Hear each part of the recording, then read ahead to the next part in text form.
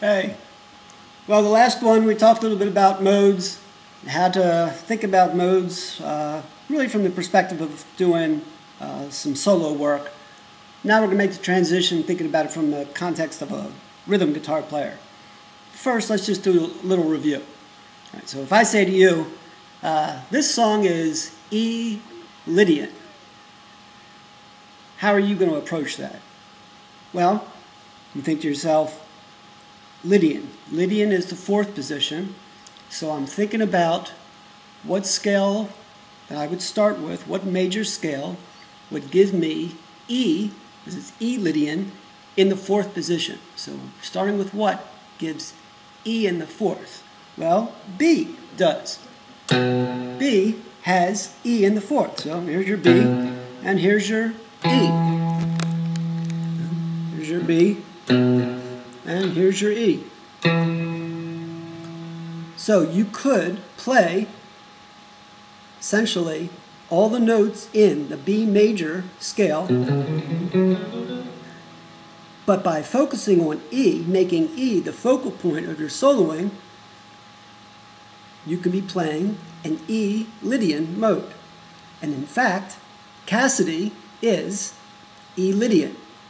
And if you actually map out the notes for the E Lydian, you can find some of the classic signature riffs of Cassidy come right out of the notes that are part of playing it E Lydian.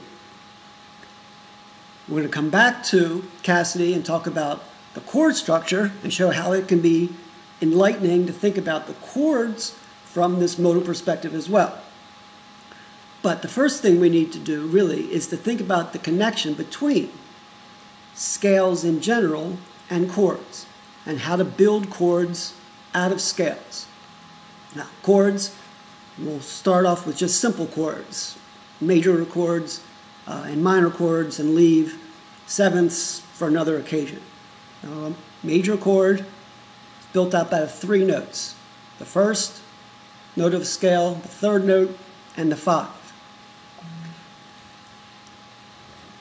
I think it's helpful at some point in your guitar playing life to actually sit down, write out all the notes in a given key. So take the key of A major, write down all the notes, and then for each note, construct the triad. Figure out with that note, say the second note in the A scale, what's the 3 and the 5 relative to it? Write it down. What chord does it give you? Do it for all of them. So if you start with A, B, C sharp, D, E, F sharp, G sharp, A, well, the chord you build for A is going to be A is your 1, 3 is going to be C sharp, 5 is going to be E. So an A, C sharp, E is an A major. How about B? Well, we'll take B as our first note.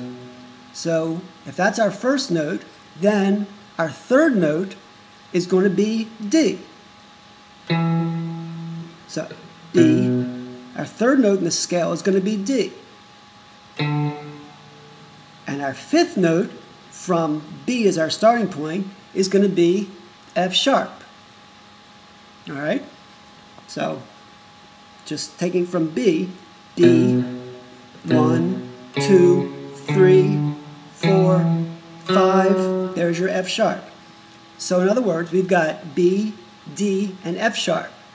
So first we had A major, that's one of the chords that goes in the A major scale, an A major chord. Now we find that when it comes to B, it's a minor. And I think, as I said, it's worth it to go through all of that, at least once, to really understand how chords are built up out of the notes of a scale. Now, by playing rock guitar, everybody who plays rock guitar knows that when you're playing in a certain key, there are going to be major chords and minor chords.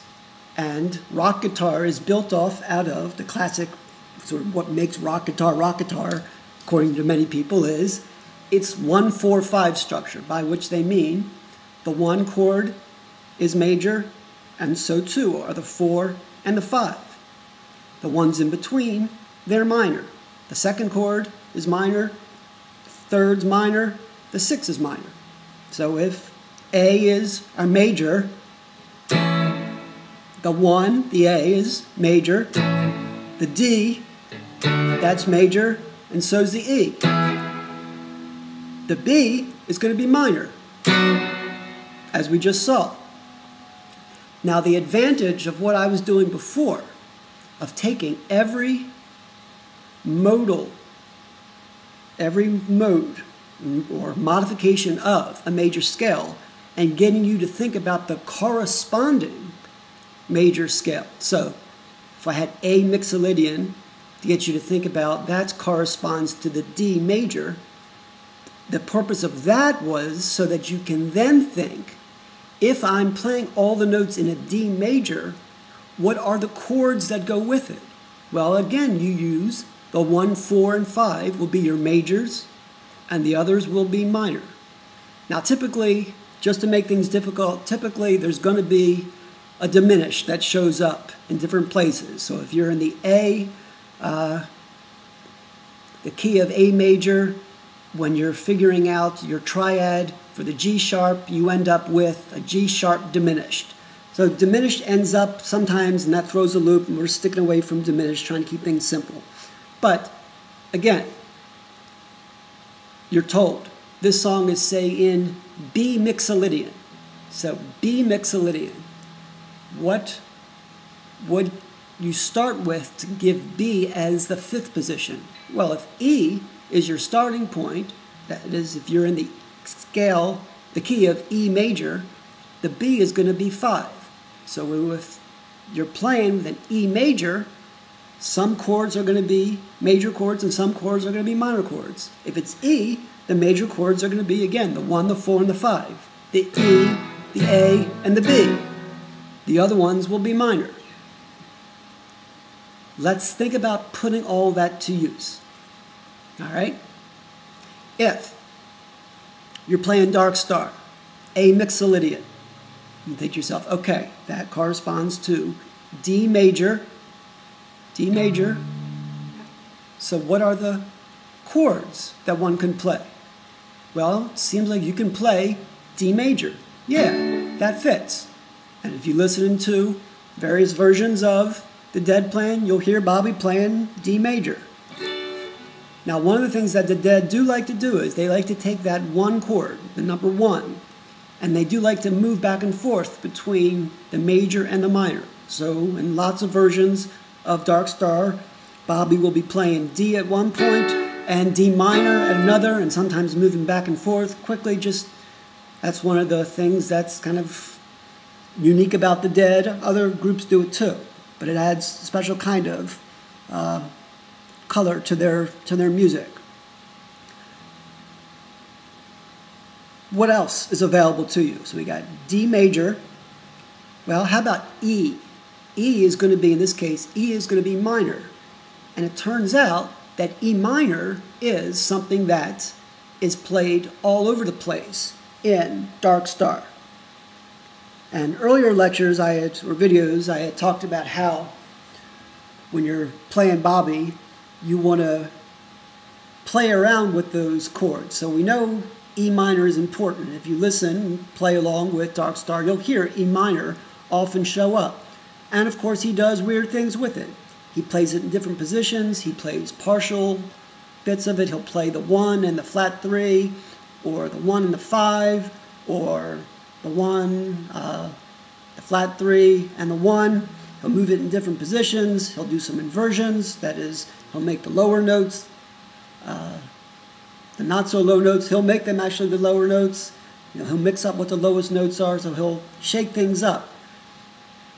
But the key is now, the point of all this again is, what are you going to add to the song beyond just the typical chords that were in, say, the verse chordal progressions? So take, for instance, Playin in the Band is a good one. Playin in the Band, the verses are based on D, D, and A. Well, that's all got a major feel.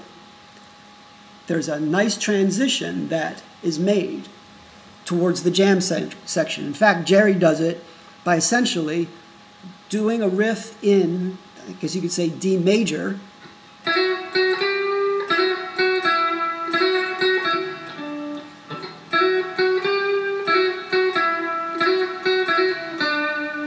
So he's playing the E, F sharp, G, and then down to the D, all notes in a D major. But then there comes a moment where after he does that little riff, he just steps down. Now he's down to D.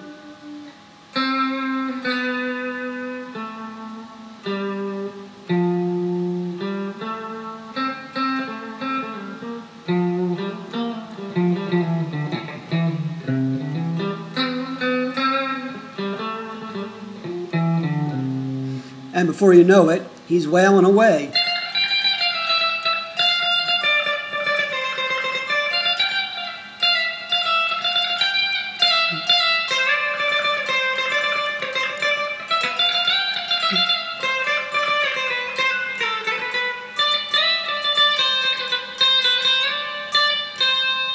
Now, what is he doing? Well, he's playing for much of that jam. He'll kick on the wah pedal or the envelope filter, and he'll be jamming in D Dorian.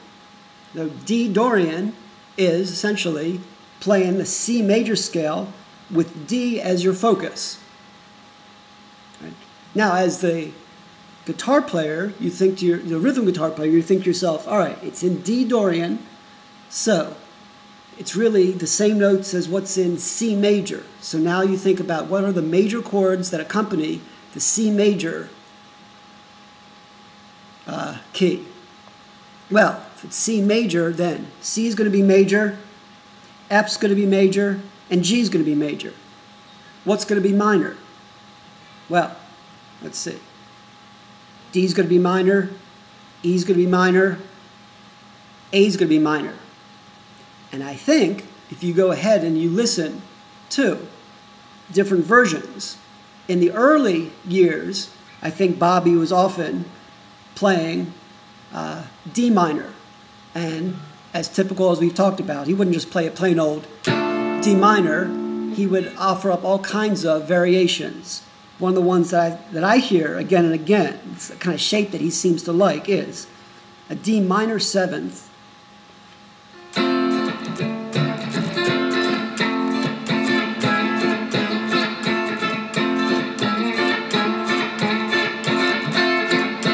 and then he will add extra notes.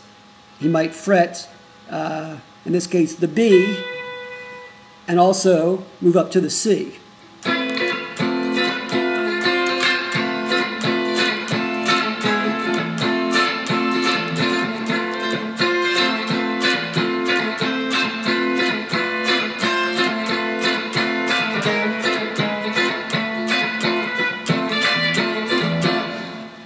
In other versions, I've heard later versions where it seems to be the A minor that he spends a lot of time at. Same kind of playing around with those extra notes.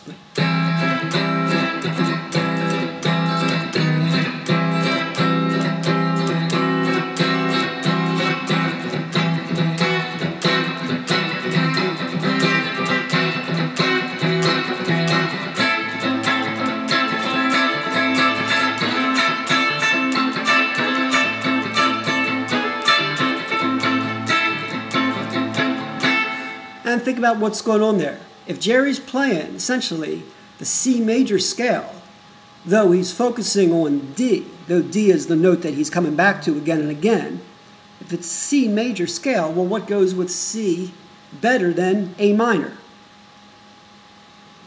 Part of the challenge is to figure out which chords, of course, are the right ones, and you can do that by listening.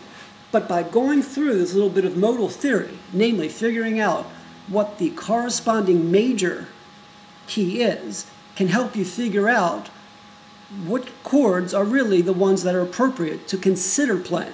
There's so many chords out there, you can't go through them all, but at least now you've got a cluster that you can begin to test out. and see if they work. All right, so let's make one more point. Take Cassidy, E Lydian.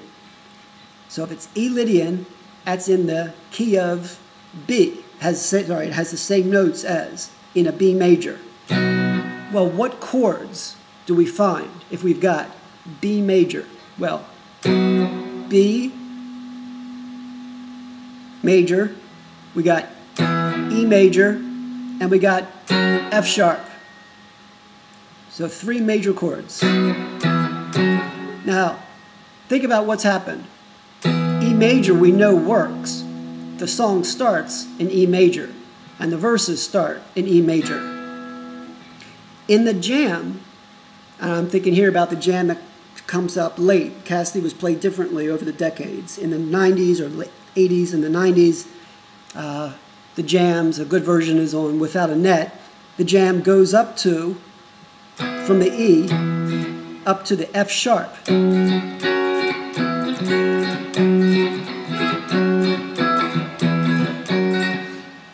But we'd expect that if we know it's in E Lydian. Well, what else do we know if it's in E Lydian? Well, E is major, F sharp is major. How about G sharp? Well, G sharp is minor. And in fact, there's a time, I think, at least I hear, that there's a G sharp minor in there. Back and forth between the E and the F sharp, then moves up to the G sharp minor before it goes back to the F sharp